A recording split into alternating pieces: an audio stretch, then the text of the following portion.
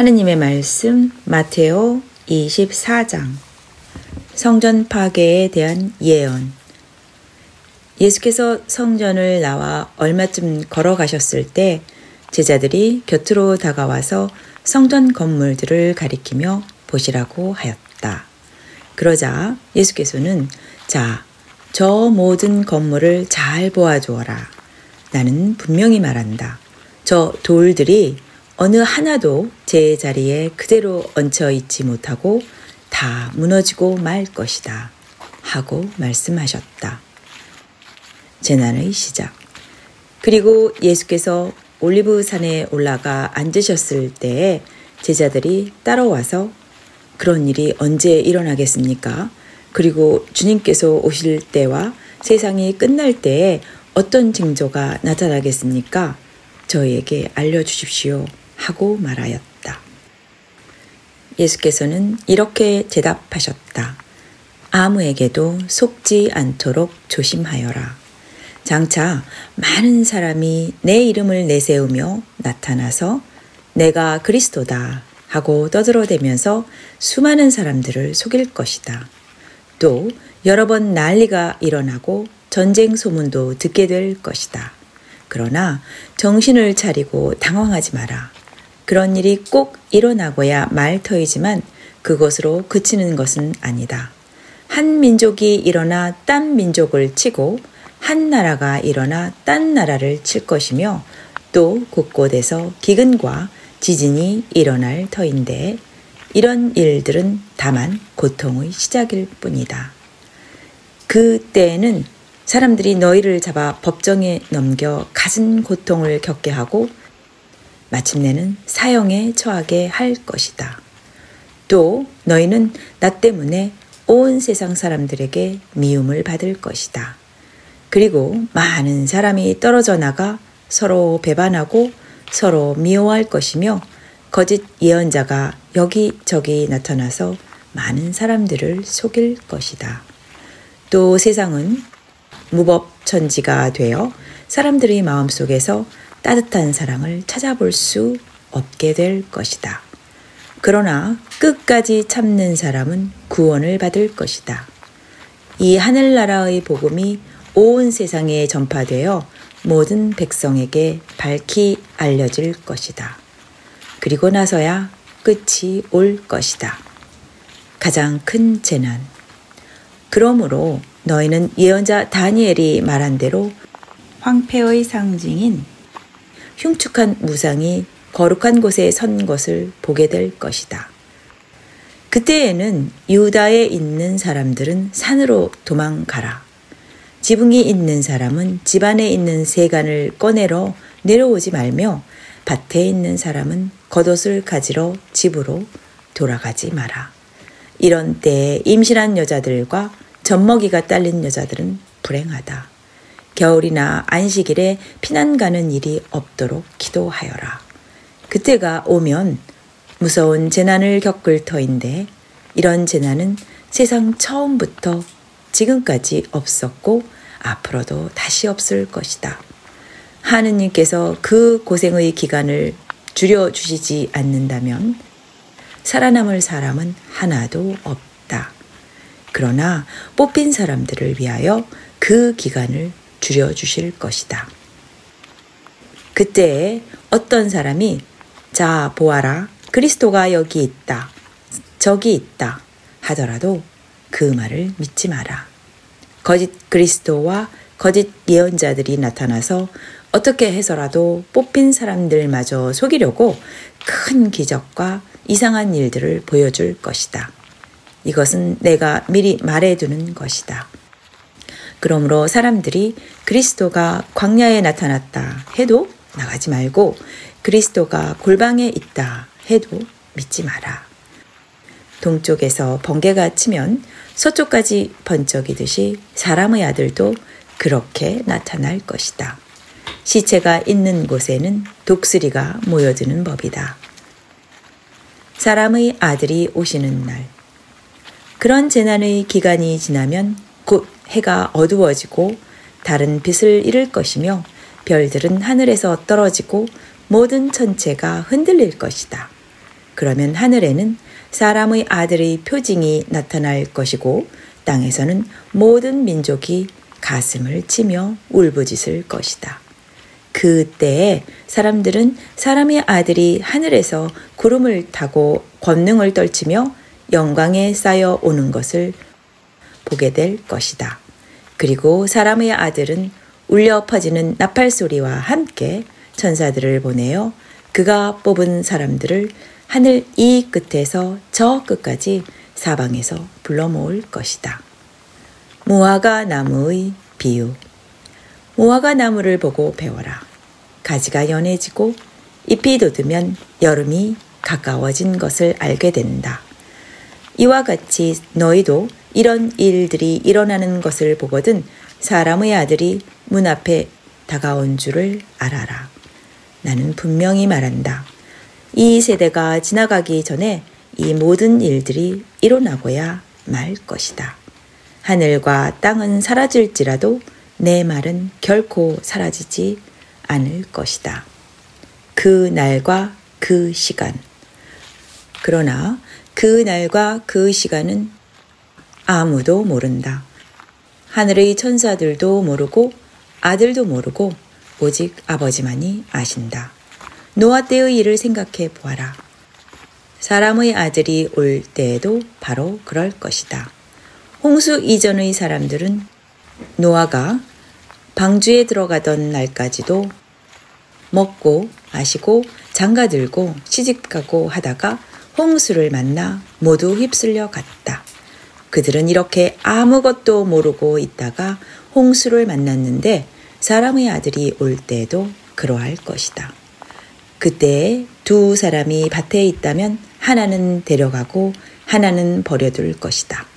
또 두 여자가 맷돌을 갈고 있다면 하나는 데려가고 하나는 버려둘 것이다. 이렇게 너희의 주인이 언제 올지 모르니 깨어 있어라. 만일 도둑이 밤 몇 시에 오는지 집주인이 알고 있다면 그는 깨어 있으면서 도둑이 뚫고 들어오지 못하게 할 것이다. 사람의 아들도 너희가 생각지도 않은 때에 올 것이다. 그러니 너희는 늘 준비하고 있어라. 충성스러운 종과 불충한 종. 어떤 주인이 한 종에게 다른 종들을 다스리며 제때의 양식을 공급할 책임을 맡기고 떠났다면 어떻게 하여야 그 종이 과연 충성스럽고 슬기로운 종이겠느냐. 주인이 돌아올 때에 자기 책임을 다하고 있다가 주인을 맞이하는 종이 아니겠느냐. 그런 종은 행복하다. 나는 분명히 말한다. 주인은 모든 재산을 그에게 맡길 것이다. 그러나 그가 만일 악한 종이어서 속으로 주인이 더디 오려니 생각하고 다른 종들을 때리고 술 친구들과 함께 먹고 마시기만 한다면 생각지도 않은 날 짐작도 못한 시간에 주인이 돌아와서 그 꼴을 보게 될 것이다. 주인은 그 종을 자르고 위선자들이 벌받는 곳으로 보낼 것이다. 거기에서 그는 가슴을 치며 통곡할 것이다. 하느님의 말씀 마테오 25장. 열 처녀의 비유. 하늘나라는 열 처녀가 저마다 등불을 가지고 신랑을 맞으러 나간 것에 비길 수 있다. 그 가운데 5은 미련하고 5은 슬기로웠다. 미련한 처녀들은 등잔을 가지고 있었으나 기름은 준비하지 않았다. 한편 슬기로운 처녀들은 등잔과 함께 기름도 그릇에 담아 가지고 있었다. 신랑이 늦도록 오지 않아 처녀들은 모두 졸다가 잠이 들었다. 그런데 한밤중에 저기 신랑이 온다. 어서들 마중 나가라 하는 소리가 크게 들렸다. 이 소리에 처녀들은 모두 일어나 제각기 등불을 챙겼다. 미련한 처녀들은 그제야 슬기로운 처녀들에게 우리 등불이 꺼져가니 기름을 좀 나누어 다오 하고 청하였다.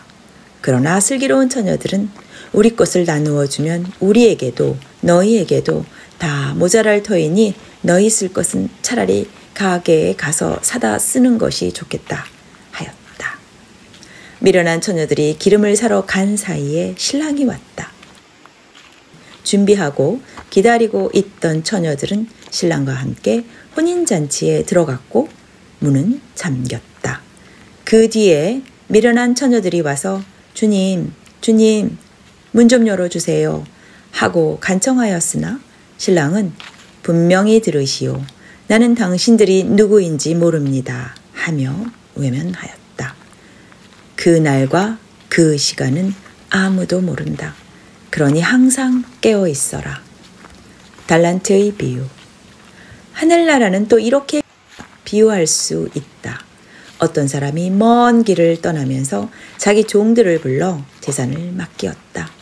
그는 각자의 능력에 따라 한 사람에게는 돈 5달란트를 주고 한 사람에게는 2달란트를 주고 또 한 사람에게는 1달란트를 주고 떠났다.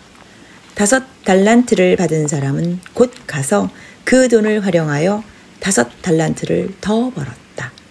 2달란트를 받은 사람도 그와 같이 하여 2달란트를 더 벌었다. 그러나 1달란트를 받은 사람은 가서 그 돈을 땅에 묻어 두었다. 얼마 뒤에 주인이 와서 그 종들과 셈을하게 되었다. 5달란트를 받은 사람은 5달란트를 더 가지고 와서 주인님, 주인께서 저에게 5달란트를 맡기셨는데 보십시오. 5달란트를 더 벌었습니다 하고 말하였다. 그러자 주인이 그에게 잘하였다. 너는 과연 착하고 충성스러운 종이다.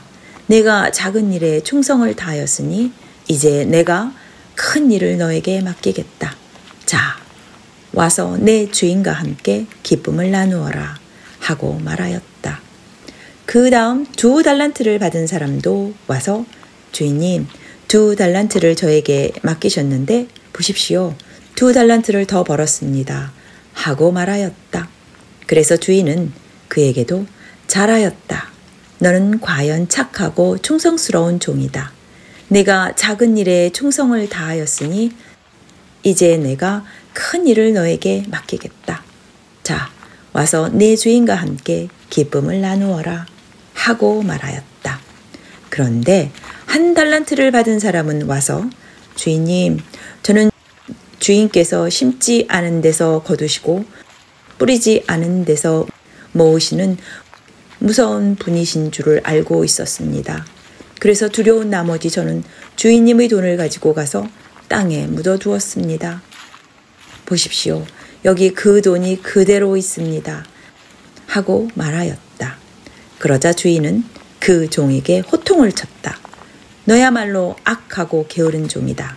내가 심지 않은 데서 거두고 뿌리지 않은 데서 모으는 사람인 줄로 알고 있었다면 내 돈을 돈 쓸 사람에게 꾸어주었다가 내가 돌아올 때에 그 돈에 이자를 붙여서 돌려주어야 할 것이 아니냐? 여봐라, 저자에게서 1달란트마저 빼앗아 10달란트 가진 사람에게 주어라. 누구든지 있는 사람은 더 받아 넉넉해지고 없는 사람은 있는 것마저 빼앗길 것이다. 이 쓸모없는 종을 바깥 어두운 곳에 내쫓아라. 거기에서 가슴을 치며 통곡할 것이다. 최후의 심판. 사람의 아들이 영광을 떨치며 모든 천사들을 거느리고 와서 영광스러운 왕자에 앉게 되면 모든 민족들을 앞에 불러놓고 마치 목자가 양과 염소를 갈라놓듯이 그들을 갈라 양은 오른편에 염소는 왼편에 자리 잡게 할 것이다. 그때에 그 임금은 자기 오른편에 있는 사람들에게 이렇게 말할 것이다. 너희는 내 아버지의 복을 받은 사람들이니 와서 세상 창조 때부터 너희를 위하여 준비한 이 나라를 차지하여라. 너희는 내가 굶주렸을 때에 먹을 것을 주었고 목말랐을 때에 마실 것을 주었으며 나그네 되었을 때에 따뜻하게 맞이하였다. 또 헐벗었을 때에 입을 것을 주었으며 병들었을 때에 돌보아 주었고 감옥에 갇혔을 때에 찾아주었다. 이 말을 듣고 의인들은 이렇게 말할 것이다. 주님, 저희가 언제 주님께서 줄이신 것을 보고 잡수실 것을 들었으며 목마르신 것을 보고 마실 것을 드렸습니까? 또 언제 주님께서 나그네 되신 것을 보고 따뜻히 맞아 드렸으며 헐벗으신 것을 보고 입을 것을 드렸으며 언제 주님께서 병드셨거나 감옥에 갇히신 것을 보고 저희가 찾아가 배웠습니까? 그러면 임금은 분명히 말한다. 너희가 여기 있는 형제 중에 가장 보잘것없는 사람 하나에게 해준 것이 바로 나에게 해준 것이다 하고 말할 것이다. 그리고 왼편에 있는 사람들에게는 이렇게 말할 것이다. 이 저주받은 자들아, 나에게서 떠나 악마와 그의 졸도들을 가두려고 준비한 영원한 불 속에 들어가라. 너희는 내가 줄였을 때에 먹을 것을 주지 않았고 목말랐을 때에 마실 것을 주지 않았으며 나그네 되었을 때에 따뜻하게 맞이하지 않았고 헐벗었을 때에 입을 것을 주지 않았으며 또 병들었을 때나 감옥에 갇혔을 때에 돌보아 주지 않았다. 이 말을 듣고 그들도 이렇게 대답할 것이다. 주님, 주님께서 언제 굶주리고 목마르셨으며 언제 나그네 되시고 헐벗으셨으며 또 언제 병드시고 감옥에 갇히셨기에 저희가 모른 채 하고 돌보아 드리지 않았다는 말씀입니까? 그러면 임금은 똑똑히 들어라. 여기 있는 형제들 중에 가장 보잘것없는 사람 하나에게 해주지 않은 것이 곧 나에게 해주지 않은 것이다 하고 말할 것이다. 이리하여 그들은 영원히 벌받는 곳으로 쫓겨날 것이며 의인들은 영원한 생명의 나라로 들어갈 것이다. 하나님의 말씀 마테오 26장 예수를 죽일 음모. 예수께서 이 말씀을 모두 마치시고 제자들에게 너희가 알다시피 이제 이틀만 있으면 과월절이 되는데 그때에는 사람의 아들이 잡혀가 십자가형을 받게 될 것이다 하고 말씀하셨다. 그 무렵 대사제들과 백성의 원로들이 가야파라는 대사제 관저에 모여 흉계를 꾸며 예수를 잡아 죽이려고 모의하였다. 그러면서도 백성이 소동을 일으킬지 모르니 축제 기간만은 피하자 하였다. 예수의 머리에 향유를 부은 여자. 그때 예수께서는 베다니아에 있는 나병 환자 시몬의 집에 계셨는데 어떤 여자가 매우 값진 향유가 든 옥합을 가지고 와서 식탁에 앉으신 예수의 머리에 부었다. 이것을 본 제자들은 분개하여 이렇게 낭비를 하다니 이것을 팔면 많은 돈을 받아 가난한 사람들에게 줄 수 있을 텐데 하고 말했다.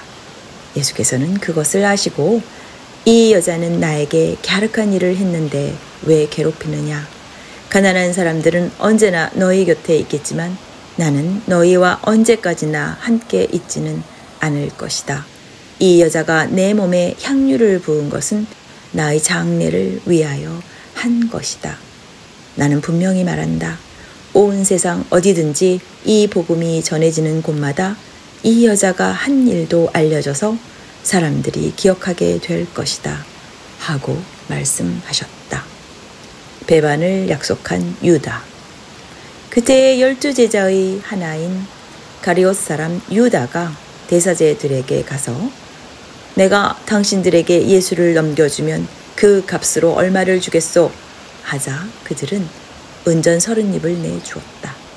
그때부터 유다는 예수를 넘겨줄 기회만 엿보고 있었다.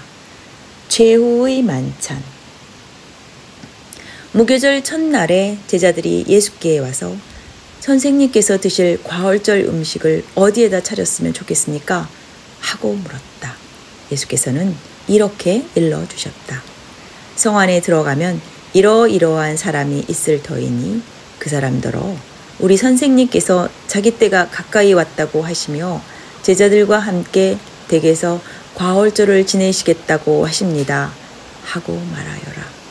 제자들은 예수께서 시키신 대로 과월절 준비를 하였다. 날이 저물었을 때에 예수께서 12제자와 함께 식탁에 앉아 같이 음식을 나누면서 나는 분명히 말한다. 너희 가운데 한 사람이 나를 배반할 것이다. 하고 말씀하셨다. 이 말씀에 제자들은 몹시 걱정이 되어 저마다 주님, 저는 아니겠지요? 하고 물었다. 예수께서 대답하셨다. 지금 나와 함께 그릇에 손을 넣을 사람이 바로 나를 배반할 것이다. 사람의 아들은 성서에 기록된 대로 죽음의 길로 가겠지만 사람의 아들을 배반한 그 사람은 화를 입을 것이다. 그는 차라리 세상에 태어나지 않았더라면 더 좋을 뻔했다. 그때 예수를 배반한 유다도 나서서 선생님, 저는 아니지요? 하고 묻자 예수께서 그것은 내 말이다 하고 대답하셨다. 그들이 음식을 먹을 때에 예수께서 빵을 들어 축복하시고 제자들에게 나누어 주시며 받아 먹어라. 이것은 내 몸이다 하시고 또 잔을 들어 감사의 기도를 올리시고 그들에게 돌리시며 너희는 모두 이 잔을 받아 마셔라. 이것은 나의 피다. 죄를 용서해 주려고 많은 사람을 위하여 내가 흘리는 계약의 피다. 잘 들어두어라. 이제부터 나는 아버지의 나라에서 너희와 함께 새 포도주를 마실 그날까지 결코 포도로 빚은 것은 마시지 않겠다 하고 말씀하셨다. 그들은 찬미의 노래를 부르고 올리브산으로 올라갔다. 베드로의 장담. 그때 예수께서 제자들에게 내가 칼을 들어 목자를 치리니 양떼가 흩어지리라고 기록되어 있는 대로 오늘 밤 너희는 다 나를 버릴 것이다. 그러나 나는 다시 살아난 후 너희보다 먼저 갈릴레아로 갈 것이다 하고 말씀하셨다. 그때 베드로가 나서서 비록 모든 사람이 주님을 버릴지라도 저는 결코 주님을 버리지 않겠습니다 하였다.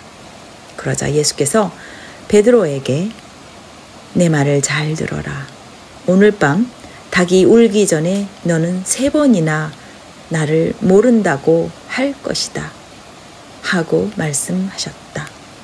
베드로가 다시 저는 주님과 함께 죽는 한이 있더라도 결코 주님을 모른다고는 하지 않겠습니다 하고 장담하였다. 다른 제자들도 모두 그렇게 말하였다. 겟세마니에서의 기도.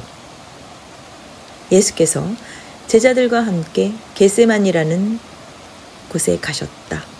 그곳에서 제자들에게 내가 저기 가서 기도하는 동안 너희는 여기 앉아 있어라 하시고 베드로와 제베데오의 2 아들만을 따로 데리고 가셨다.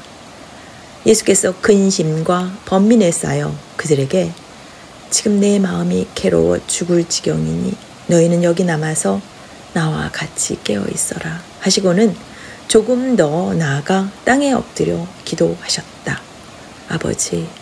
아버지께서는 하시고자만 하시면 무엇이든 다 하실 수 있으시니 이 잔을 저에게서 거두어 주소서.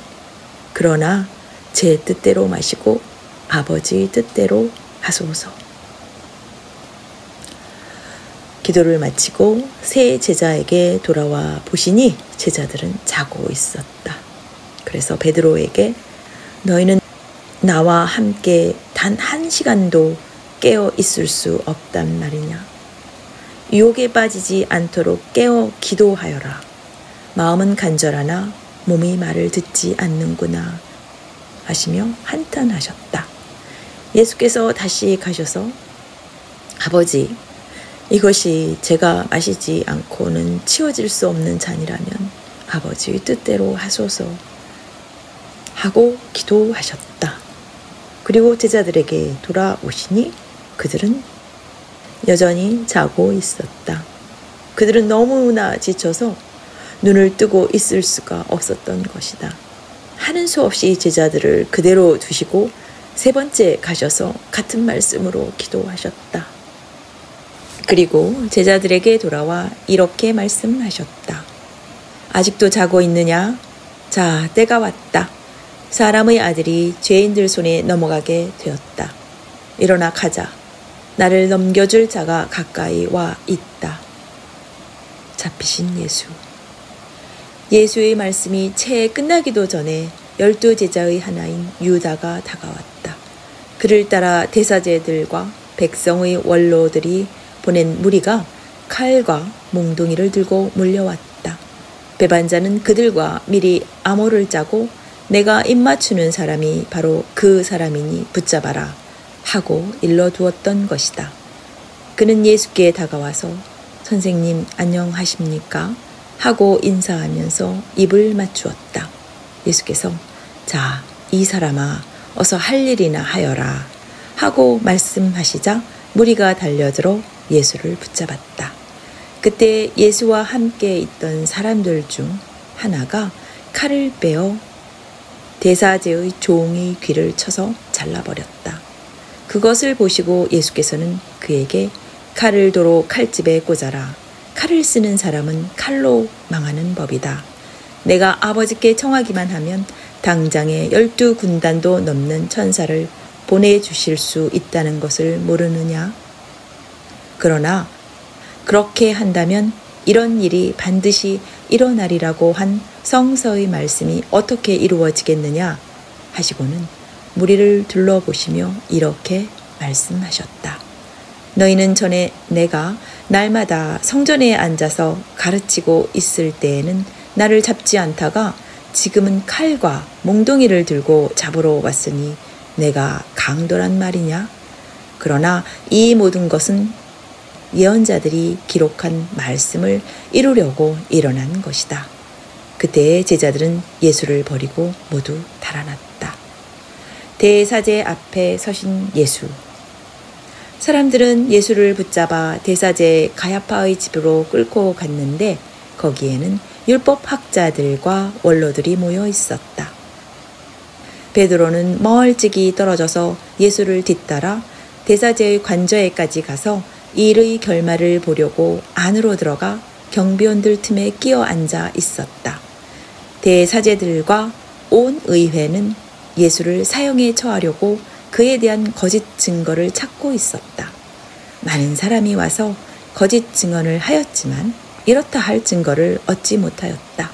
그러다가 마침내 두 사람이 나타나서 이 사람이 하느님의 성전을 헐었다가 사흘 만에 다시 세울 수 있다고 말하였습니다. 하고 증언하였다. 이 말을 듣고 대사제가 일어나 예수께 이 사람들이 그대에게 이렇게 불리한 증언을 하는데 할 말이 없는가? 하고 물었다. 그러나 예수께서는 아무 말씀도 하지 않으셨다. 대사제는 다시 내가 살아계신 하느님의 이름으로 명령하니 분명히 대답하여라. 그대가 과연 하느님의 아들 그리스도인가? 하고 물었다. 예수께서는 그에게 그것은 너희 말이다 하시고는 잘 들어두어라. 너희는 이제부터 사람의 아들이 전능하신 분의 오른편에 앉아 있는 것과 또 하늘의 구름을 타고 오는 것을 볼 것이다 하고 말씀하셨다. 이 말을 듣고 대사제가 자기 옷을 찢으며 이 사람이 이렇게 하느님을 모독했으니 이 이상 무슨 증거가 필요하겠소? 여러분은 방금 하느님을 모독하는 말을 듣지 않았소? 자, 어떻게 했으면 좋겠소?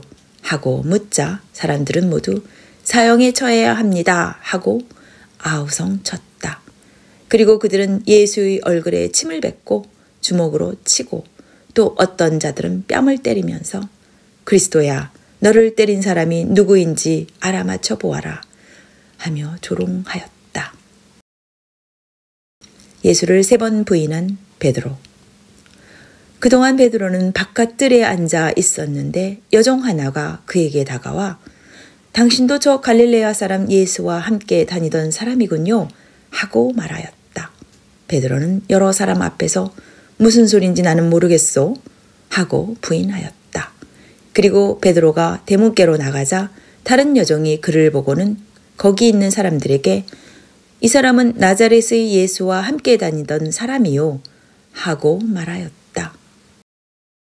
베드로는 맹세까지 하면서 나는 그 사람을 알지 못하오 하고 다시 부인하였다. 조금 뒤에 거기 서 있던 사람들이 베드로에게 다가오며 틀림없이 당신도 그들과 한패요. 당신의 말씨만 들어도 알 수 있어. 하고 말하였다. 그러자 베드로는 거짓말이라면 천벌이라도 받겠다고 맹세하면서 나는 그 사람을 알지 못하오 하고 잡아떼었다. 바로 그때 닭이 울었다. 베드로는 닭이 울기 전에 3번이나 나를 모른다고 할 것이다 하신 예수의 말씀이 떠올라 밖으로 나가 몹시 울었다. 여기까지가 하나님의 말씀 마테오 복음 24장부터 26장이었습니다.